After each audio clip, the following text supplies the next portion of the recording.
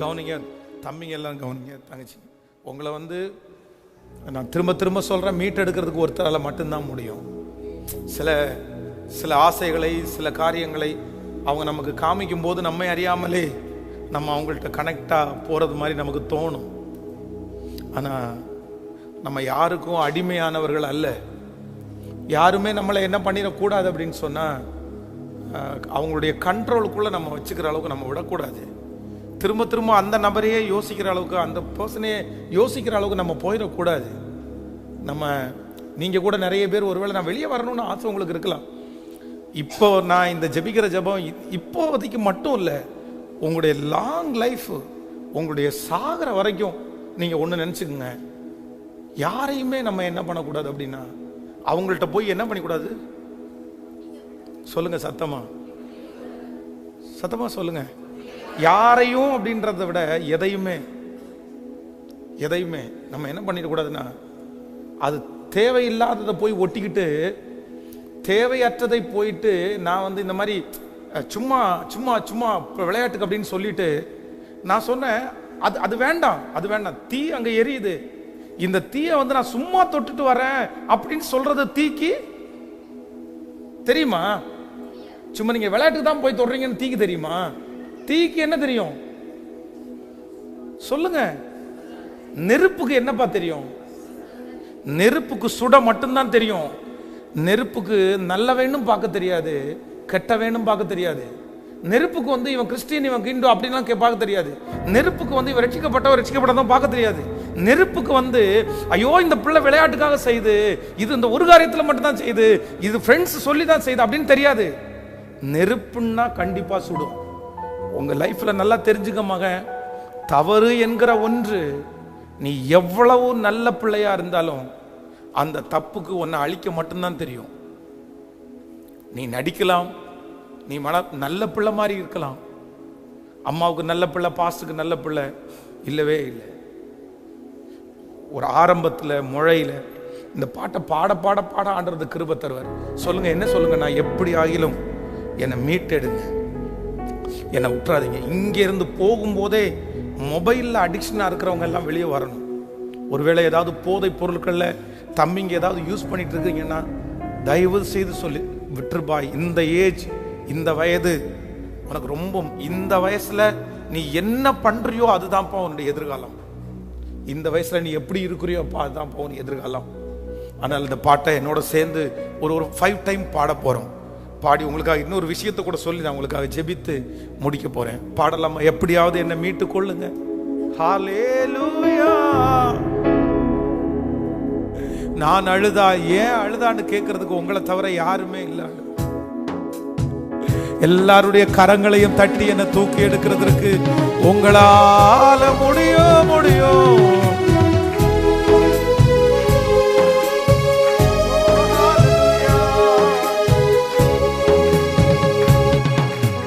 நான் அழுதால் ஏன் அழுதா என்று கேட்பவர் நீதானே, தோள் வலிக்க என்னை இன்று வரை சுமந்து வந்தது நீதானே.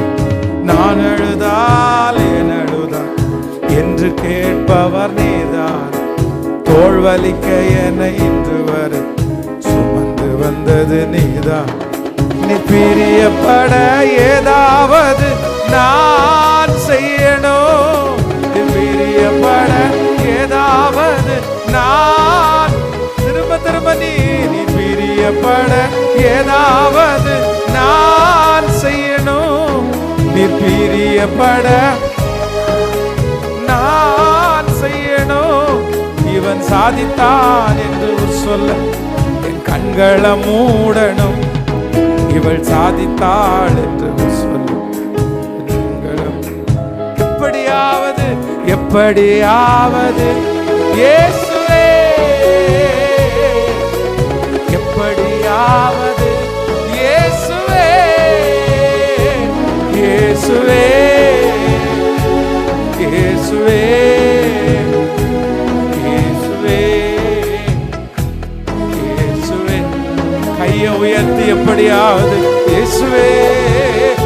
இப்போ உங்க அன்பின் கரத்தோட இந்த இடத்துல வாங்காண்டு, தூக்கி எடுக்கிறதற்கு வாங்காண்டு, அந்தகார இருளில் இருந்து எங்களை ஆச்சரியமான ஒளியிடத்திற்கு கொண்டு வருகிறவர். அந்த கட்டுகள் அவிழ்க்கப்படுவதாக, அந்த தேவையில்லாத கட்டுகள் அவிழ்க்கப்படுவதாக.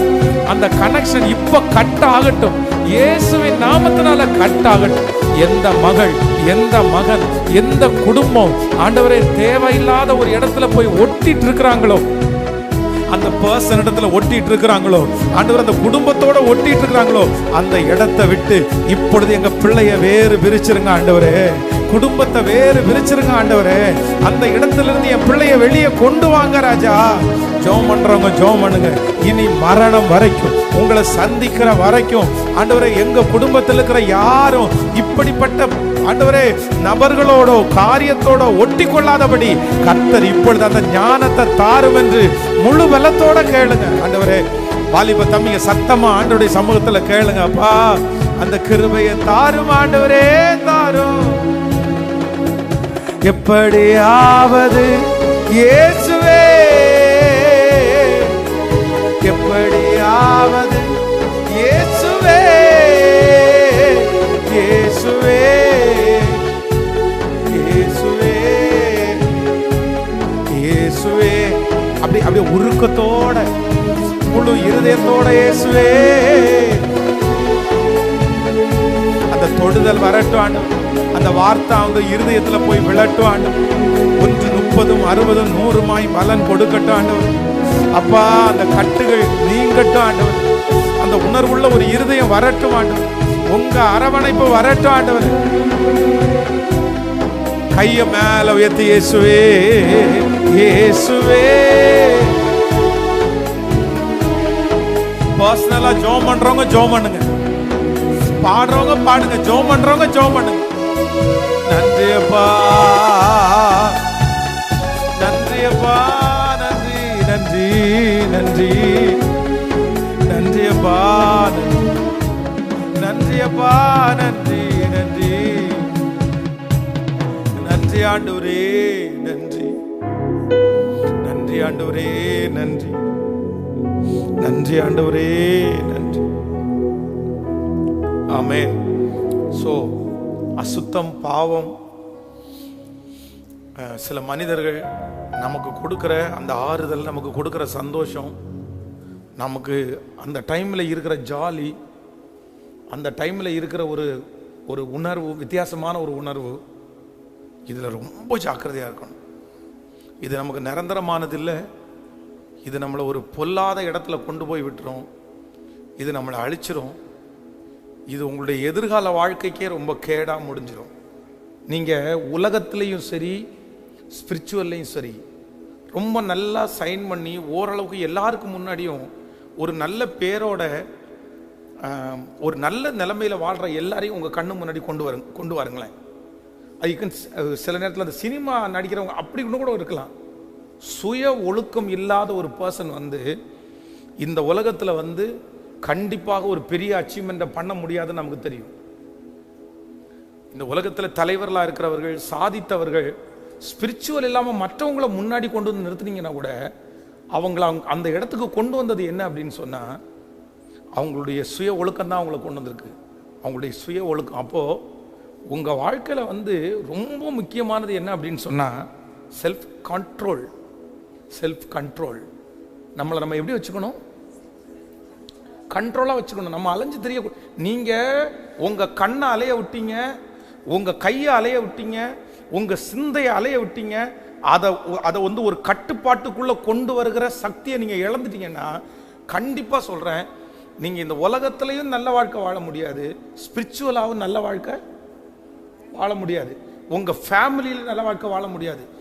எல்லா இடத்துலையும் உங்களுக்கு தோல்வியை தான் நீங்கள் சந்திப்பீங்க. ஆனால் ரொம்ப அவசியமானது என்ன அப்படின்னா, இந்த ஸ்பிரிச்சுவல், இந்த நல்லதை இப்போ என்னமோ சர்ச்சில் மட்டும்தான் இதை நல்ல விரும்புறீங்கன்னு நினைக்கிறீங்களா? பாஸ்டுக்கு வேற வேலை இல்லை, இல்லைன்னா அம்மா அப்பா அப்படிதான் இல்லை. இங்க மட்டும் கிடையாது, இங்க மட்டும் கிடையாது. உலகம் எல்லா இடத்துலையும் எதைத்தான் எதிர்பார்க்குறாங்க அப்படின்னு சொன்னா, ஒழுக்கொன்ற ஒன்றை சொல்லுங்க. ஒரு குடும்ப வாழ்க்கையில் ஒரு கணவன் மனைவியினுடைய வாழ்க்கைக்குள்ள நீங்க உள்ள போயிட்டீங்கன்னா அந்த இடத்துல என்னதான் தேவை? ஒழுக்கம் தேவை. அதனால வெறும் சர்ச்சில் மட்டும் சொல்றாங்க, இவங்களுக்கு நம்ம மனம் போன போக்கில் போகலான்னு நினைக்காதீங்க. அப்போ நம்பர் 1 ஃபர்ஸ்ட் முதலாவதாக நான் விடுபடணும், நான் ஒட்டிக்க கூடாது. நம்பர் 1 ஏன் அப்படின்னு சொன்னா, நான் ஒட்டிக்கிற இடத்துல நான் எதை முதல்ல இழப்பேன்னா என்னுடைய ரகசியங்களை நான் இழந்துருவேன். நம்பர் 2 ரெண்டாவது நான் ஒட்டிக்க கூடாது. ஏன் ஒட்டிக்க கூடாது அப்படின்னு சொன்னா, சொல்லுங்களேன், என்ன சிக்க வைக்கிறதுனால நான் என்ன பண்ணிடக்கூடாது, நான் தேவையில்லாத இடத்துல நான் ஒட்டிக்கிட்டேன்னா ஒரு நாள் அது எங்க தான் என்ன கொண்டு வந்து விட்டுரும், அந்த பர்சன் என்னை எங்க தான் கொண்டு வந்து விட்டுருவாங்க. இது தீர்க்க தரிசனமான வார்த்தை. மகனே மகளே, நீ போகிற காரியம் ஒரு நாள் உன்னை சிக்க வைக்கும். ஒரு நாள் நீ நடுத்தருவில் நிக்கிற மாதிரி ஆயிரும். நீ விட்டுரு, நீ வெளியே வந்துரு. ஒரு நாள் உன்னை கை கட்டி நிக்க வைக்கும். ஒரு நாள் உன்னுடைய எதிர்காலமே கேள்விக்குறி ஆகிற அளவுக்கு உன்னை கொண்டு வந்து நிறுத்திடும். நீ ஒட்டிட்டு இருக்கிற இடத்துக்கு அவ்வளவு பெரிய பவர் இருக்குது. இந்த பவர் ஒரு நாள் உன்னை கண்டிப்பா பாம்பு மாதிரி அது உன்னை மாட்டி விட்டுரும். அதனால வேண்டாம், நீ வெளியே வரணும். நம்பர் 3 மூன்றாவதாக நான் ஒட்டிக்க கூடாது. ஏன் அப்படின்னு சொன்னா, எனக்கு தேவையற்ற அப்படின்னா எனக்கு நிரந்தரம் இல்லாத ஒரு ஆறுதலை, ஒரு கம்ஃபர்ட்டை எனக்கு அந்த பாவம் என்ன பண்ணிரும் சொல்லுங்களேன். எனக்கு அது பிடிக்கும், ஆனா கொஞ்ச நேரம் தாண்டி அது எனக்கு என்ன பண்ணாது, பிடிக்காது. இப்போ பிடிச்சிச்சு அப்படின்னு சொன்னா அது ஒண்ணுல பிடிச்சி என்ன அப்படி நிறுத்தாது. அவ்வளவுதான், எனக்கு ஒண்ணு பிடிச்சிருச்சு, இது சாகுற வரைக்கும் பாவத்தை பொறுத்த அளவுல ஒரு டைம் டேஸ்ட் பார்த்த உடனே அந்த டேஸ்ட் அதோட நின்று போறதில்லை. அது என்ன பண்ணும் அப்படின்னா, உங்களை அறியாமலே பாவத்திற்கு ஒரு பெரிய வீரியம் இருக்குது. என்ன வீரியம் அப்படின்னு சொன்னா, உங்களை பாவம் அப்டேட் ஆக்கும். என்ன ஆக்கும்? அப்டேட். பக்கத்துல கையை பிடிச்சி சொல்லுங்க, உங்களை பாவம் நீங்க அறியாமலே உங்களை என்ன பண்ணும் அப்படின்னு சொன்னா அப்டேட் பண்ணும். அதுக்கு என்ன தமிழாக்கம் என்ன பண்ணும் உங்களை? இல்ல அடிமை இல்லை, உங்களை அப்கிரேட் அப்படின்றது வளர்ச்சிக்கு அது சரி. என்ன பண்ணும்னா உங்களை இந்த பாவம் வளர பண்ணும். அப்படின்னா இன்னைக்கு ஒண்ணு தப்பு பண்றீங்களா, நாளைக்கு பிசாசு என்ன சொல்லும் அப்படின்னு சொன்னா, இதை விட அதை ட்ரை பண்ணலாம்ல, இதை ட்ரை பண்ணலாம்ல. மொபைல் நோண்டிங்கன்னா இந்த இடத்துக்கு போயிட்டீங்களா, அடுத்த சைட்டுக்கு போயிடலாம்ல, இன்னும் இதை ட்ரை பண்ணி பார்க்கலாம்ல. அப்போ ஒரு தப்பு பண்ணி இந்த பாவம் ஒரு இடத்துல உன்னை உட்கார வைக்கிறது இல்ல, உங்களை என்ன பண்ணும்னா அது உங்களை அறியாமலே உங்களை வளர்த்துரும். அதனாலதான் நான் என்ன சொல்றேன் அப்படின்னு சொன்னா, இல்ல வேதத்துல இதுக்கு நிறைய உதாரணங்கள் இருக்குது. ஆரம்பிச்சது என்னமோ ஒரு சின்ன பொய்ல தான், ஆரம்பிச்சது என்னமோ ஒரு சின்ன திருட்டுல தான், ஆரம்பிச்சது என்னமோ ஒரு எஸ்எம்எஸ்ல தான், ஆரம்பிச்சது என்னமோ ஒரு சின்ன சினிமா ஜோக்ல தான். ஆனா அது அவங்கள வளர்த்து எங்க கொண்டு போய் விட்டுருக்கு அப்படின்னு சொன்னா, அப்பாவுக்கு அம்மாவுக்கு தெரியாம கல்யாணம் பண்ற வரைக்கும் கொண்டு போய் விட்டுருச்சு, கணவனாருக்கு தெரியாம பேசுற அளவுக்கு கொண்டு போய் விட்டுருச்சு, அவங்கள பெரிய இடத்துக்கு வரைக்கும் கொண்டு போய் விட்டுருச்சு. அவ்வளவுதான். அதுக்கப்புறம் அந்த பிள்ளையினுடைய அந்த பையனுடைய வாழ்க்கையை திரும்பி எடுக்க முடியாத அளவிற்கு கடைசியில தற்கொலை தான், சூசைட் பண்ணி தான் சாகணும் அப்படின்ற அளவுக்கு கொண்டு போய் விட்டுருச்சு. மகளே ரொம்ப ஜாக்கிரதை, மகனே ரொம்ப ஜாக்கிரதை. நான் பேசுறத நீ தயவு செய்து உணராம மட்டும் இருந்துடாதப்பா. உணரான மட்டும் இன்னைக்கு ஒன் டேக்கு பாஸ்டிங் பிரேயர் இல்ல, அவ்வளவுதான். நீங்க எல்லாரும் வாரம் நடத்துறாங்கல்ல, அப்படியே நடத்திட்டு போட்டோம் அப்படின்னு நான் இருந்துக்கலாம் சாமி. ஆனா உங்க மேல எனக்கு ஒரு பெரிய கரிசனை இருக்கு, உங்க மேல ஒரு பெரிய பார்டன் இருக்கு எனக்கு.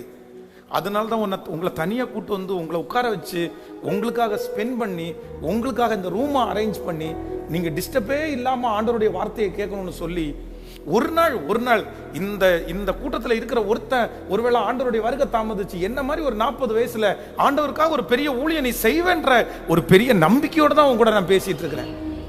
நீ அநேகருக்கு அதிகாரியா மாறிவேன்னு தான் பேசிட்டு இருக்கிறேன்.